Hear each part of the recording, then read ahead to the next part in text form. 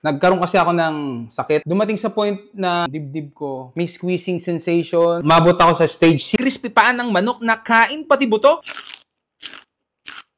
Nag-crave na naman ako sa chicken feet pero tinatamad akong maghimay ng buto eh. Kaya naman nagpaluto ako kay Dali na pwedeng kainin ng buto. I-ready na ang 3 kilong paa, make sure na nahugasan itong mabuti. Pagkatapos ay ilagay ito sa pressure cooker, lagyan ng bawang, sibuyas, dahon ng laurel, asin at paminta. Lagyan ng tubig, siguraduhin na lubog ang mga paa sa tubig. Haluin ito ng bahagya para magpantay ang mga panlasang inilagay. Takpan at isa lang na sa apoy. Once mag-start na itong mag-whistle, hinaan ang apoy at simulan mo nang bumilang ng 2 oras. After 2 hours, pasangawin ang pressure at tanggalin na rin ang takip. Lagyan ito ng yelo para mabilis lumamig at huwag madurog ang mga paa. Hanguin at ingatan mabuti dahil sobrang lambot nito. Magpainit ng mantika pagkatapos ay i-ready na ang coating. Tulad ng harina, cornstarch, garlic powder, onion powder, asin at paminta. Haluin at i-coat ang paa pagkatapos ay prituhin na ito.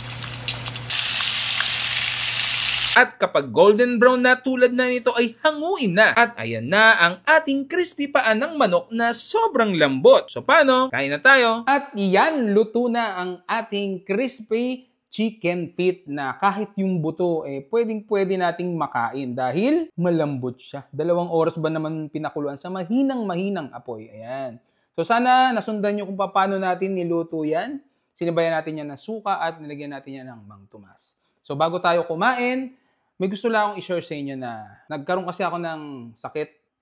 Dumating sa point na yung dibdib ko, may squeezing sensation, tapos in a split of seconds, napuputol yung hininga ko. Then, napag-desisyon na namin ni Dali na kasi lagi ko nararamdaman na magpa-check up na ako sa cardiologist doctor. Then, sinaysay ko lahat sa doktor kung ano ba yung nararamdaman ko lagi, araw-araw. Sinabihan niya kami na magpatingin ako sa puso. Kasi yun naman ang yun yung initial na nasa isip niya, puso kagad. Sa dibdib eh. And after that, nagpa-check up kami dito sa May Kalayaan. So, 4 na test ang ginawa sa amin. Sa akin pala, yung treadmill test, pinatakbo nila ako. Ayan, pinatakbo nila ako. Siguro, mabot ako sa stage 6 ng takbo.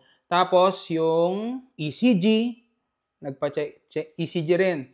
Pagkatapos nun, yung Holter monitor pala yung tawag. Dun yung may mga aparato na nasa katawan ko. Within 24 hours, binabantayan yung puso ko. Tapos yung isa pa, yung kita ko yung mismong tibok ng puso ko. Kita ko mismo sa monitor.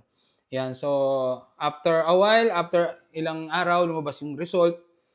So, bumalik kami sa doktor. Binasa niya yung resulta. Napag-alaman na dahil siya sa heartburn siya due to acid. So, kaya pala parang hini-squeeze yung dibdib ko, tapos napuputol yung hininga ko dahil yung sa acid na umaakyat. Dahil nga, yun nga, sinaysay ko lahat, ano ba yung hilig kong kainin. Sinabi ko lahat, pinatigil ng doktor lahat ng nakakapagpa-trigger sa acid. Especially yung kape. Kaso mo, syempre, very addictive ang kape. So, ang hirap iwasan. Kaya minsan, napapakape ako, sumusumpong pa rin talaga. Until I found this Grain Smart Coffee. Ayan. Yung coffee na to ay gawa sa brown rice. Kaya siya low in calorie, decaffeinated, and napakaraming siksik sa vitamina pa. Ayan. So, good for diabetic din to kasi nga, stevia yung sugar niya, no added sugar. So, meron siya glutathione, non-dairy creamer, barley, Garcinia Cambogia, marine collagen, grapeseed extract, mangosteen, okralin, at meron din siyang moringa. Ayan. So, nakapagkape ka na, marami pang health benefits. At higit sa lahat, safe na safe to kasi nga FDA approved ito. Kaya yan. Kung nag-aalala ka dahil mahilig kang magkape, baka ma-acid ka, highly recommended, Grain Smart Coffee. Subukan nyo. At yung lasa at amoy nito, para ka na rin nakapagkape. Kaya no palpitation, hindi ka maa-acid. Tapos ang maganda nga rito, yung cravings mo sa food, napipigilan niya. Kaya nga, napakaganda nito sa akin as food vlogger. Kasi nagtimbang ako last July, nasa around 98 yata ako, 98 kilogram. Ngayon, tingnan natin. Magtitimbang ako ulit ngayon after 3 months. So, October 8 ngayon, uploaded ito. Yan. Tingnan natin. Ito, titimbang po tayo. Yan.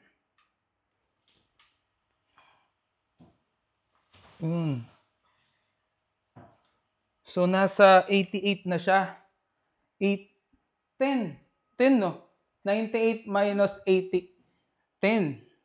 10 kilogram ang nawala sa akin within 3 months. Sa akin kasi as a food vlogger, mahirap ang mag-diet. Lalo na kain dito, kain doon. Kaya itong iniinom ko bago ako sa magmukbang o kaya kumain sa street food o kaya sa mga resto. Para at least pagdating ko doon, hindi ako yung gutom na gutom. Diba? Kaya highly recommended rice coffee. Yan. So bago tayo mag-start, pray muna tayo. Ama, salamat po sa mga biyayang ito. Pakibasbasan po sa pangalan po ni Jesus. Amen. At yan, tikman na natin after 2 hours ng lutuin. Para sa inyo, unang subo. Na?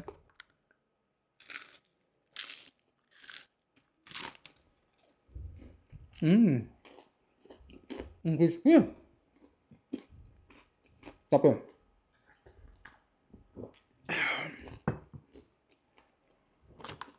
Ang dali lang nito lutuin. Nakita nyo paano, di ba?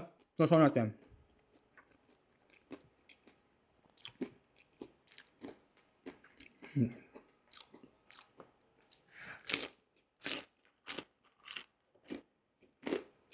Solid. Sarap. Ano natin sa ano? Mang Tomas.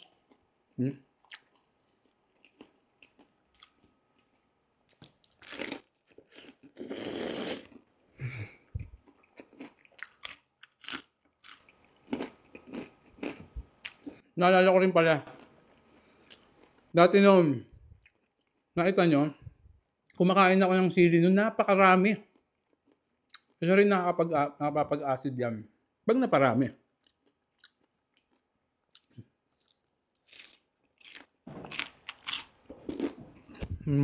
So. Kaya so sa mga gustong mag-try, Rain Smart Coffee. Kahit gabi. Decaffeinated kasi siya eh. So, yun.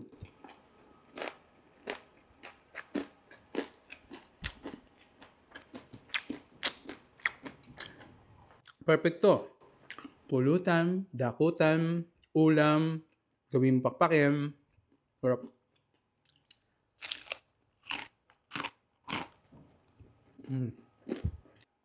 Yan. Sarap din sa gravy. Mata?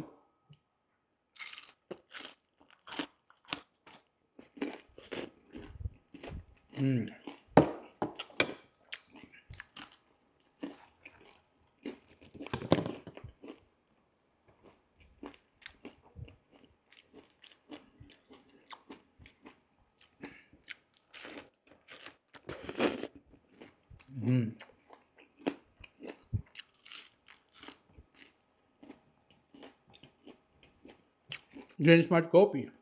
Ang kapeng gawa sa bigas. Napakahirap mag-diet sa akin. Kasi nga, food vlogger. Gustuin ko mang magpababa ng timbang. O kaya hirap. Kaya malaking tulong sa akin itong Grain Smart. Yung gutom ko, sinusurpass niya. Sinusurpass. Tama ba? Pinipigilan na lang. Masyadong malalim English.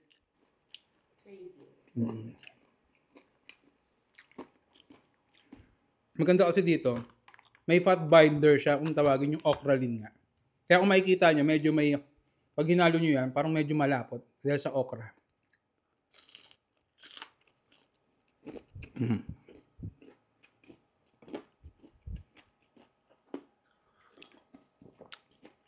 Kaya yung nakikita nyo sa vlog po namin, subo na lang. Kung ano yung kain ko doon, yun na lang din yung kain ko talaga. Kasi, yun lang busog na ako pakiramdam ko. Dahil sa tulong ng Grain Smart. So, paano? Sa mga gustong mag-try nito, subukan nyo lang yung ginawa namin. Dali lang, 2 hours lang. Mahinang apple. Dahil sa mga gustong umorder na to, comment section. Paano?